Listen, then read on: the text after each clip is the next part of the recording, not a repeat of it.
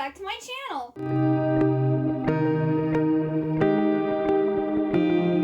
Today I'm going to be talking about my top 13 favorite books of 2021. So I'm going to be talking about all of the books that I gave 5 stars to in 2021. I read a total of 139 books. So of those 139 books, I rated 13 of them 5 stars. Now that doesn't include manga, because I did read Utena and I gave some of those 5 and some 3 stars. So I'm not including that. But the novels that I read, the 13 that got 5 stars. These aren't in any particular order, because it's not like I have like one favorite book of the year or like that I really have a category.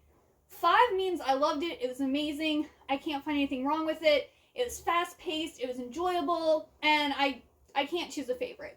So I've made a list and we're just going to go through the list, and it's not in any particular order at all. So the first book on my list is A Little Princess by Frances Hodgson Burnett. And this I actually read in December. This was a reread. I have read this book over a dozen times. It will always be my favorite book ever. And I highly suggest reading it. It's like a children's classic. But this book is about Sarah Crewe, and she is a wealthy English girl who grew up in India with her father, who is single because her mom died. And he ends up sending her to Miss Minchin Seminary School in England, where she goes to school, like boarding school. And her father ends up dying and leaving her penniless. And there's a lot of stuff that happens. And it's just such a great story. And it always, around, Christmas time, I kind of want to read this book. I think part of it is because of the magic, in it, the idea of magic, the magic of childhood type of thing. And Sarah is just such a great, great character. So I highly recommend this book, and it will forever be my favorite book of all time. Then the next book is These Holo Vows by Lexi Ryan. And this one is a fae story. I love anything with fairies in it. And I had a feeling that this was going to be a 5-star read. Just reading the synopsis of it, it's, this girl makes a deal with the Unseelie King to make the Seelie Prince fall in love with her to save her sister, and they can go free. But she also has, kind of a love triangle between, the Seelie Prince and, this rogue fairy, and it's who's she going to decide, or who's she going to choose between the two? And I love those kind of where a girl has so many attractive guys that she has to make a decision type of thing, and it's all fairies. So yeah, it was so good. It also had, it was more than the synopsis. I think it was deeper. It had more to it, and it had twists and turns that kind of kept you on the edge of your seat a little bit. So that also made it for a better read. Then I have My Dark Vanessa by Kate Elizabeth Russell. This is shocking. This isn't something that I normally would have read, but I heard a lot of people talking about it, how it was hard-hitting and it was tough to read. This is about a 42-year-old English teacher who grooms a 15-year-old girl at, I believe it's a boarding school, kind of be his mistress or whatever. And that can be triggering for a lot of people, and it is a tough subject because teachers should never take advantage of a student like that. But I found the book absolutely fascinating. I did not want to stop reading. I was how is it that a 15-year-old girl is interested in a 52-year-old man? And they clearly make it known that this man isn't attractive.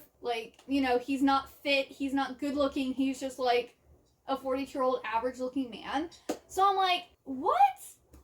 So it just kept me wanting to figure out how he did it, what her thoughts were. And it's fiction. It's not based on a real situation or real people. But it was just fascinating. And they kept on referencing Lolita, the English teacher uses the novel Lolita to kind of convince her that what they're doing is okay. And so I kind of now want to read that book and then reread My Dark Vanessa to see if it makes a little more sense. I don't know. But it was so good. It was so well written. And I just enjoyed reading it. Then we have The Invisible Life of Addie LaRue by V.E. Schwab. This one was also, I really like this one because of the writing. It was a very slow-paced book, and I don't feel like a lot happened, but it was so well written, and you really got to like know and understand Addie. And this book actually did make me cry. It takes a lot to make me cry, either like a movie, book, life. Like, I don't cry that much. So the fact that I had a feeling starting off that I was gonna cry, and then I was trying to keep myself from crying, and then I got to the end of the book and I just lost it. And I was just like, I'm gone. I knew it was gonna come. I held off to like the last, I think it was like 5 pages, but it came. So, I'm not saying if a book makes me cry, it's gonna be 5 stars. It's probably either gonna be 5-star or 1-star. Yeah, it's just such a good book. Addie is back in the past, like has an arranged marriage and she doesn't want to get married. She wants to travel the world. She wants to be an individual. She doesn't want to be a wife and a mother. Like, that's not what she wants. But she's being forced into it because that's what she's expected to do. So she makes a deal with this dark spirit that she can live for however long she wants, and she won't die until she wants to die. Well, the side effect of this is that everyone she meets will forget her. So, for instance, if she goes into a store and a clerk sees her and lets her into a changing room, and she goes in there and like changes clothes and puts on and then walks out, the person who let her into the room to try on the clothes won't remember her. And so this is how she kind of gets through life, is basically by stealing, because she can't hold a job. She can't have like a rent or mortgage or anything like that because no one remembers her. So she can't own anything. She can't really have a name or be anyone because it's as if she doesn't actually exist to anyone else but herself and the dark spirit. And then one day, this guy named Henry. So yeah, it's so good. The hype is real if you don't mind a slow-paced book. Then we have Caraval by Stephanie Garber. And oh my goodness, I absolutely love this. I actually read the whole trilogy this year. And the first book got 5 stars, and then the other 2 got 4 stars because they just weren't as good as the first book. But Caraval is like a YA fantasy that's kind of reminiscent of like Alice in Wonderland.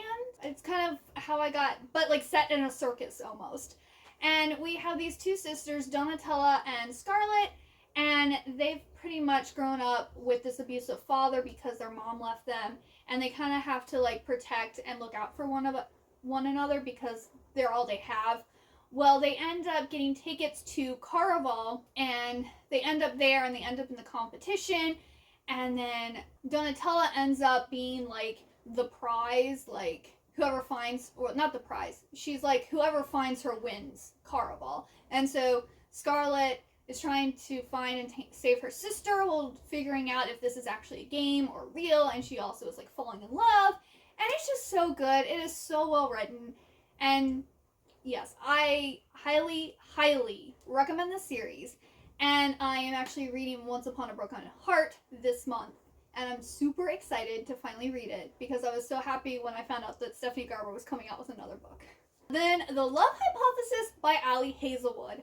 This one I actually got an ARC. I won it off of Goodreads, so I was able to read this a month before it actually came out, and I was blown away. Like, this was such a good book.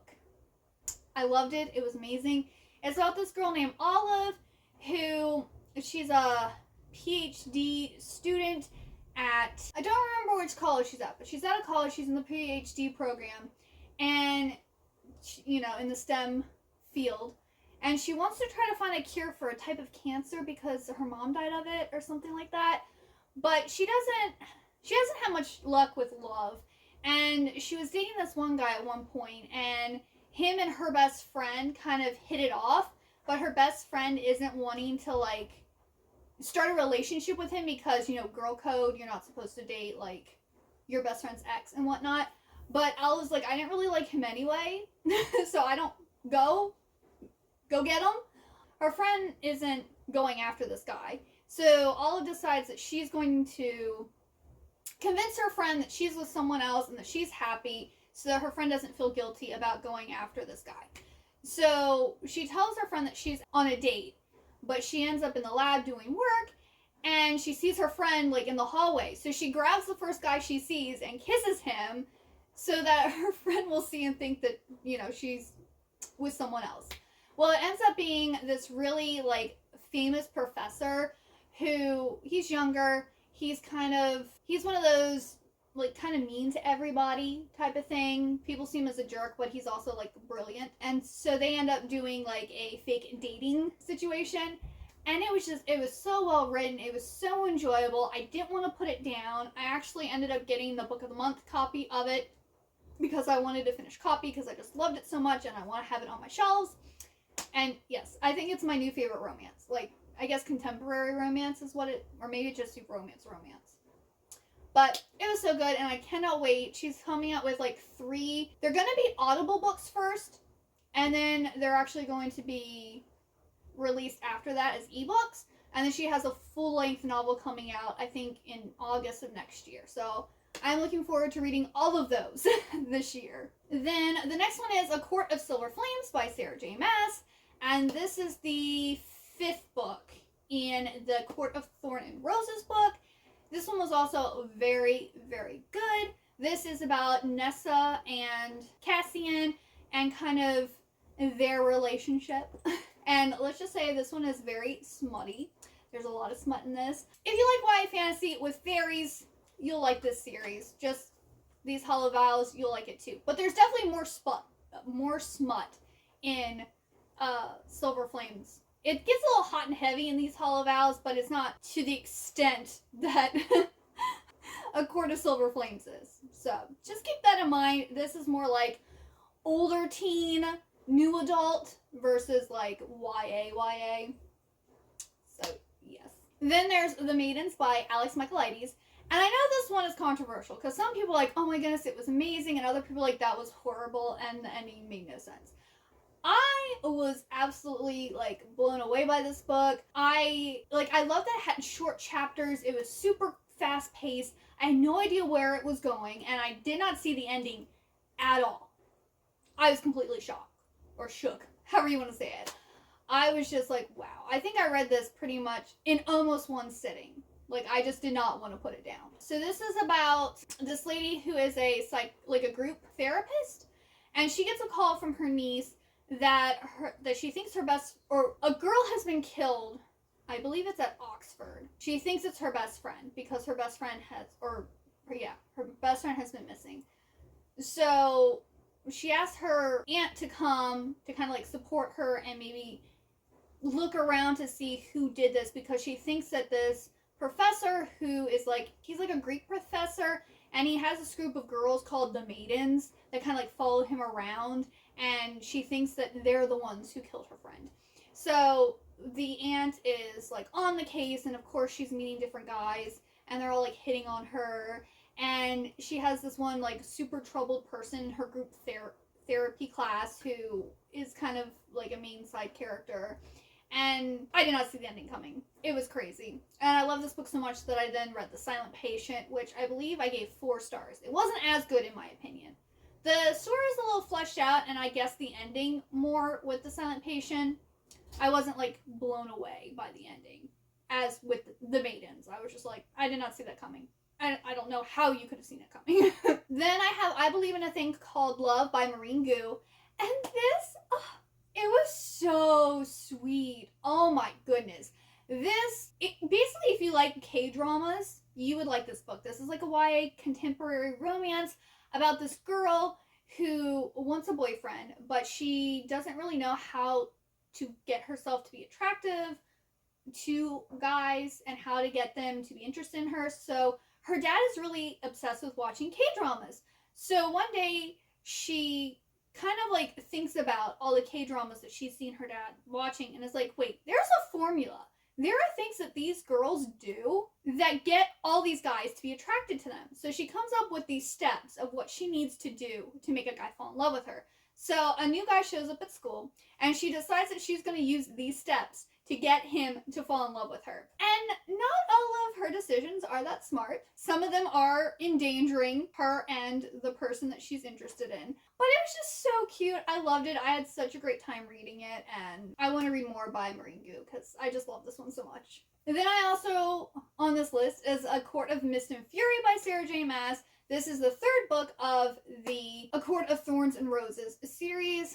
This is another one, like, I'd read the first book, and I was like, oh no, wait, this is the second book. Sorry, this is the second book of A Court of Thorns and Roses series. I had read the first one several years ago, and I had started reading A Court of Mist and Fury. And for whatever reason, I wasn't in the mood for it, or like it started out slow. I don't exactly remember why, but I ended up putting it to the side, and I just never picked it back up. And so this year, it was like one of my goals to read all of the books in the series so far and get caught up, which I did do. A Court of Thorns and Roses is kind of like a Beauty and Beast, well, it is a Beauty and the Beast retelling, but set in like the land of the Fae. And Feyre, it ends up shooting like this fairy that is disguised as a wolf, and it's against the law for humans to kill fairies. So I can't remember if he's the prince or the king of the summer court, comes and tells her that she either gets killed by him or she has to come back to him to the land of Fae. And they end up in like this romantic relationship, and then there's an evil person who like captures them, and like she has to Feyre has to like complete these trials.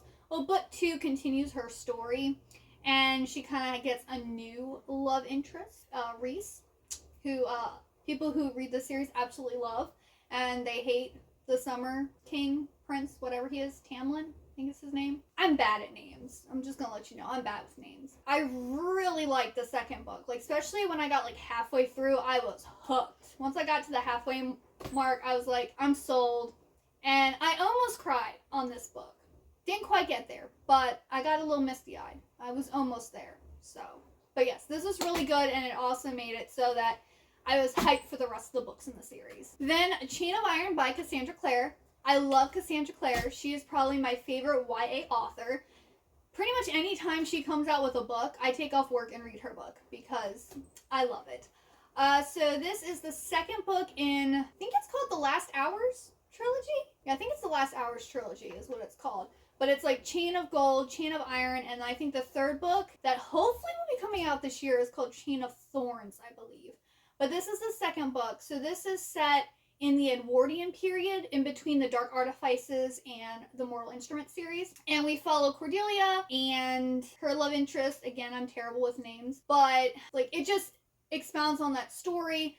There's like love triangles, there's misunderstandings, there's manipulation, there's fighting. Also, if you don't know, the Shadowhunter series has a whole bunch of like supernatural creatures, like the Shadowhunters themselves are Nephilim. And you have, like, vampires, werewolves, warlocks, demons, fairies. They got it all. So if you like urban fantasy, this is, yeah, it's great. Most people that I've heard either like the Dark Artifices or the Last Hour series the best.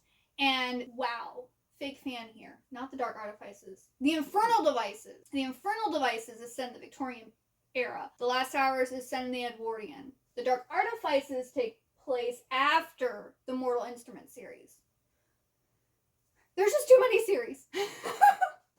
They all get jumbled up. But yeah, most people like the Infernal Devices, or they like the Last Hour series the best. I personally prefer the Mortal Instrument series the best because it was the original. It was the OG. It also has the most books. Like all the other parts in the series have only been trilogies, where the Mortal Instrument series actually had 6 books. I mean, it's 2 trilogies, but they're all part of like the same story and the same characters. Which a lot of the characters do shift in between all of these books, especially since like warlocks and fairies, and they live for like, they're basically immortal.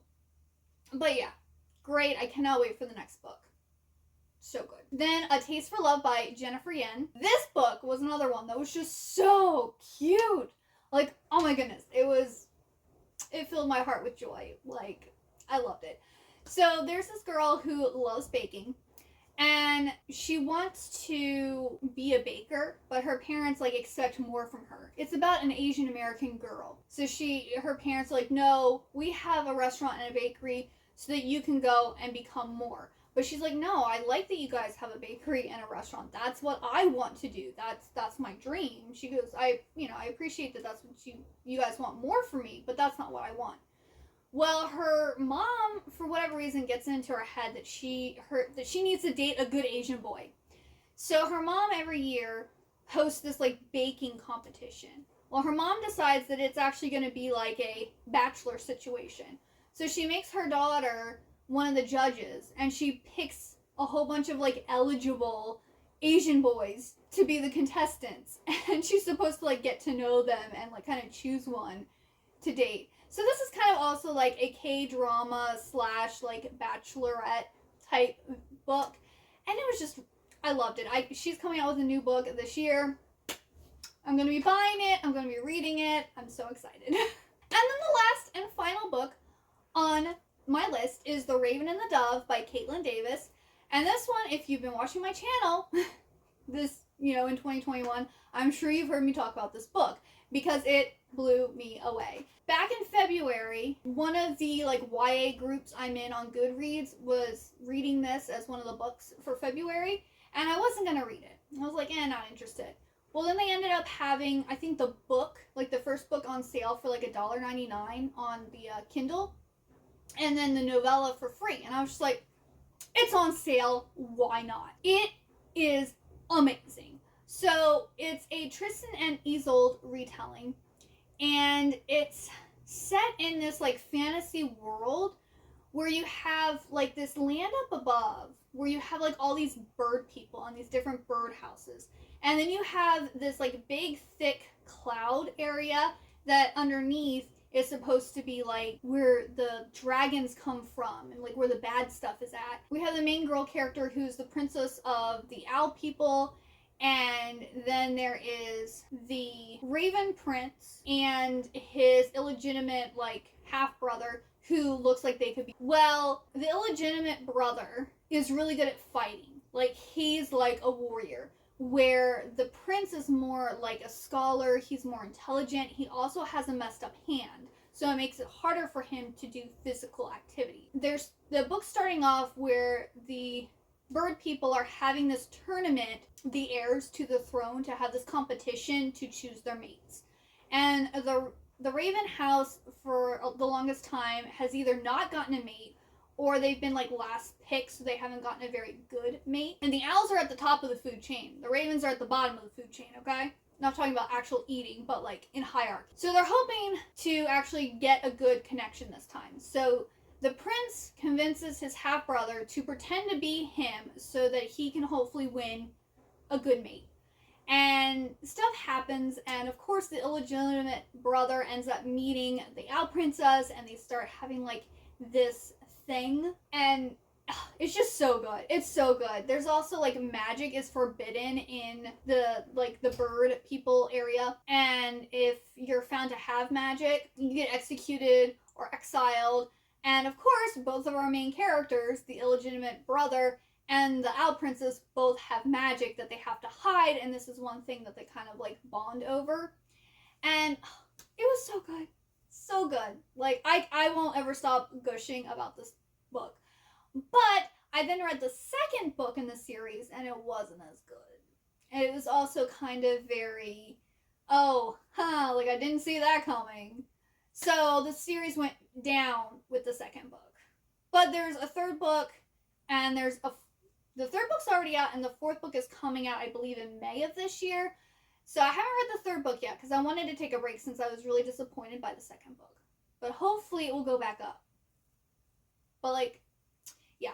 But the first book was amazing. Like, even if you just read the first, but I think it ends on a cliffhanger on the first book, actually. Or a slight cliffhanger, so I'll keep you updated this year, because I think I'm reading the third book in March, so I'll talk about it in a wrap-up, whether it gets better or not. And then I'll probably also be reading the fourth book.